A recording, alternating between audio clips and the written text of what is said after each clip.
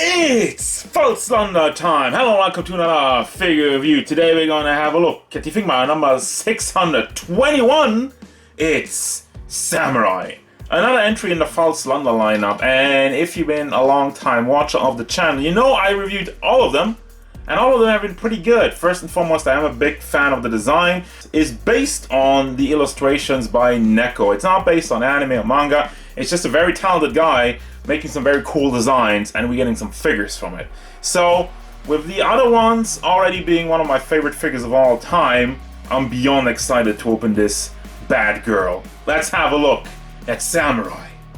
Size of the Samurai. She stands at about almost 15 centimeters to the top of her head, which means we are going up to almost 9 inches tall. Size comparisons.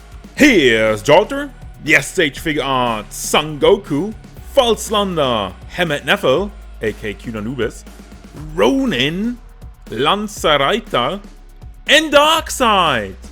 Overall look and detail. She's cute, but I gotta be honest, I'm not getting samurai vibes yet. I mean, it's pretty light on it, but shines a lot more through once we get to the accessories. But first, you know me, I want to have a look just at the figure, at the detail and the paint job on there. So first and foremost, we have fairly emotionless face. Oh, that's like a scratch on there.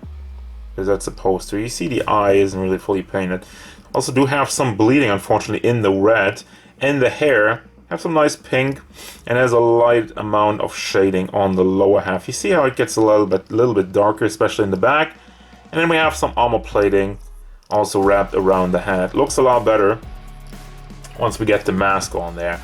So, for the rest of the design, we have a lot of flat black and a lot of metallic, which actually was really good, especially on the side plate, on the shoulder plate over here. That's like more of the classic samurai style, but it looks like metal. So, you know, it's a bit cyberpunk-ish and a little bit modernized, with some traditional elements in it. So we do have some red, which does stand out in the sea of black very nicely.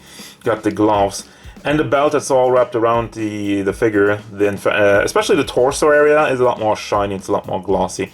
And we had a little bit of white on this side, excuse me, and black on this. It looks a little bit like a chainmail almost. And moving back around to the boba, where we do have some writing. And it's also, yeah, you do have the nipples poking out.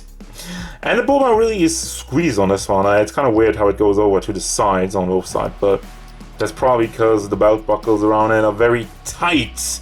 As we move down to, okay, that's just uncalled for. Like, we have a glossy part which outlines something.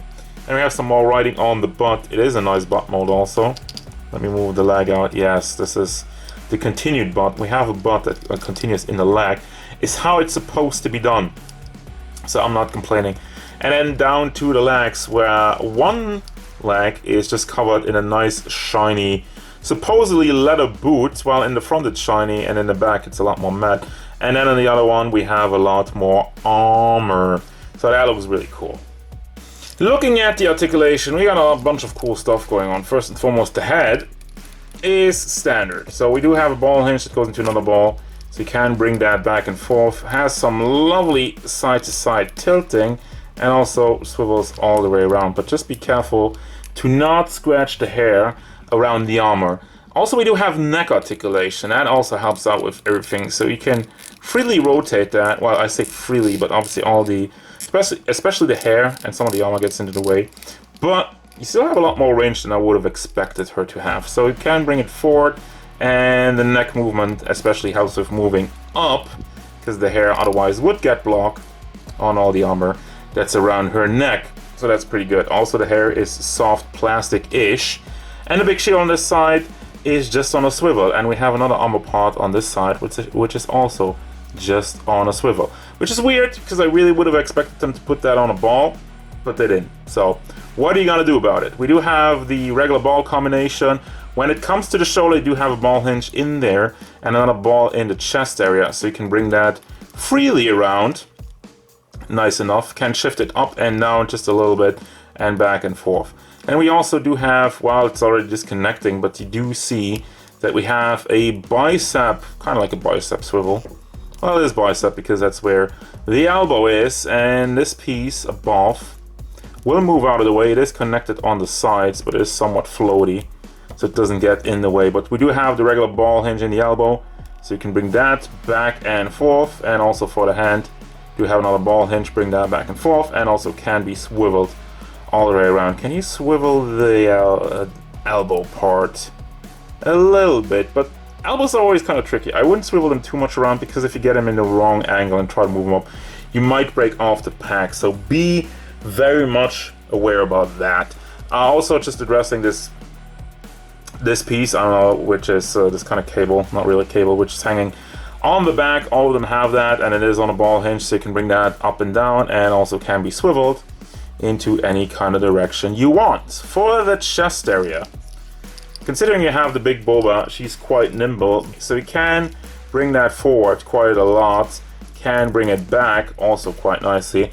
Does leave a little bit of a gap, but not too much for me to complain about, and does tilt side to side and can be swiveled around quite freely. Then we have a part which I don't really understand. So we have a connection, and not a subtle one, have a connection of the middle piece to keep that aligned, but you can unpeg it, and then you have this big hole. Well, what that helps with is obviously the hips, which are a lot more freely, but you do have this weird hole. So I don't get that. I don't get that.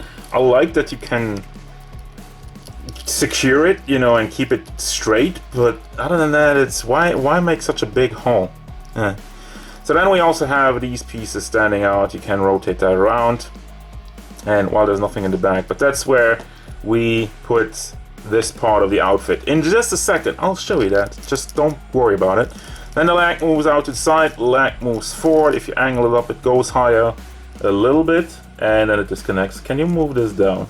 Let me see. No, it's not one of the hip parts, which is pushable. Sometimes they have that, sometimes they don't. Moves to the back and also can be rotated, but we also have a thigh swivel, which is not really common for Figma, but this one has one. Then we have a simple ball hinge in the knee and another ball hinge for the foot, moves up and down. Also tilting side to side quite nicely, but you can also move the ball hinge on the ankle round if you want to. Now this is where it gets really good. This is where the samurai look comes together, and I've been teasing you, but it's finally time. I'm gonna show you everything. So first and foremost, you do have the Figma base, standard stuff with every Figma, and then you also have the Figma bag. Let's get that out of the way. First and foremost, I like this piece, which is part of the, I'm just gonna call it the rope, which wraps around the side of the character. We have a wire on the lower half and going all around it, except for the top part, but we don't really need it. Have the hole in there to connect the swords, and it does look really nice. It does look leathery. It's not too thick, and it really fits. So if you're wondering, I will combine it with the figure, but this is why we have this weird piece and the other one sticking out. You're putting it in there, and you do have the hole, because for the next part, well, how do you connect the swords? You remove this part and replace it with this one. Put that in. So we do have the double swords. Nice transition. Do have the double swords in the scabbards to hold them and not lose them. It's a lot more metallic and a little bit more glossy on the tips. Excuse me. And then we have one big long sword with the red handle, which looks a little bit more classic. And we also have a bit more of a futuristic looking weird sword. I don't really like this one. I like the classics when it comes to that. But then that's not all of it. You have these two swords, right? But what if you want to combine them, said somebody? Well, we have something for that too. There's this clamp, which, you know what, I'm gonna do that off camera in just a second, because doing it on camera is annoying and I might break stuff, so we don't want that happening. So we do have the faces, one a little bit more of a blushing, shy face, and a weird, surprised face. I say weird because, I don't know, this could be everything. The way she opens her mouth lets your imagination run wild, right? Yeah, boy. Anyway, we do have the holding hands, for the swords. You do have the open hands for the different swords. You have like the bigger handle and the smaller handle, and then there's also the fist hands. We do have a different leg, which is more like the other leg. So if you want to have a little bit more armor and a little bit more consistency in your design and not have a different, like, more shiny leg, you can replace it with this one to your preference. This is like a make your own figure builder. And then there's the mask, which has some nice metallic paint job.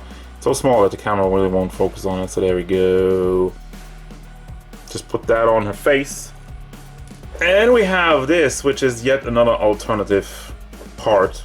So what you're doing, what you can do with that is, if you don't like this black piece hanging out and you don't like this piece hanging out, you can just put this over there. So you add another belt to the collection of belts.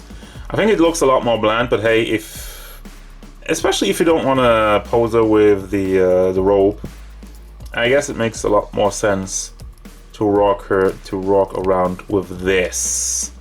So yeah, those are the options that you're getting for the figure. So that completes the look, and I just really wanted to give you another look at this figure with everything combined. Starting off with the mask, which fits on very, very nicely, cuts around the face. You do have a little bit of movement. Can maybe pull it up if you want to. You do have some holes on the side of each face, so snuggles right in there. And then for the sheath, actually helps to stand without any base if you want to, because it touches the ground. So you can try to balance her out. If you don't want to use the base, that's a little bit of a bonus for me. And then the robe on the side also connects very nicely. Didn't have any trouble with it. It all looks very good. And I had, like, playing around with this figure, I didn't have stuff disconnecting. So it's all nice and tight. And moving over, also, like, I replaced this leg, so we have the same legs now. Whee! But finally, let's have a look at the sword, which is also very nicely done. We have this piece which I've shown you earlier to connect it, but it also fits on the handle for the big sword. You just kind of rest it in there, and makes a very stable connection once again. So kudos to that, and I love it. Final thoughts. This is peak performance. I mean, yeah, I'm a fan of the Falslander lineup. I'm a fan of the designs, but this figure delivers. First and foremost, she has a huge size compared to like most figmas, and then you have like the armor off mode, where it's a lot more simple but still sleek and sexy looking, and then you have all the cool accessories that really round out the whole samurai look, and again kind of combined with the cyberpunk, a little bit futuristic, and I love it. Comes together nicely. They really did the extra work when it comes to the articulation and the accessories. As such, you're getting like a really cool piece which you can display in like 2 different modes. So like fix them up, like put on the mask, don't put on the mask, put on one leg, not the other one, take the cape off, whatever.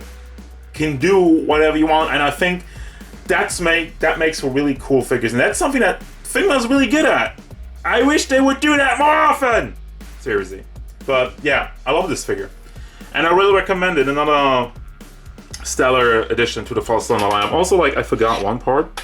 You have this little metal piece attached to the chest, which is kind of annoying, but that's like the one that's on a double ball combination. So you can move that around and you can put it upside down. But I don't want to F anything up right now, so I'm not going to touch it anymore. I just forgot to mention that as I was moving her around. I noticed that was a thing that I forgot to show you. Anyway, recommend it. That's gonna do it, guys. As usual, thank you very much for watching. Don't forget, if you enjoyed this review, hit it up with a like and subscribe to the channel so you can stay tuned for more figure reviews, card game stuff, and whatever the samurai wants.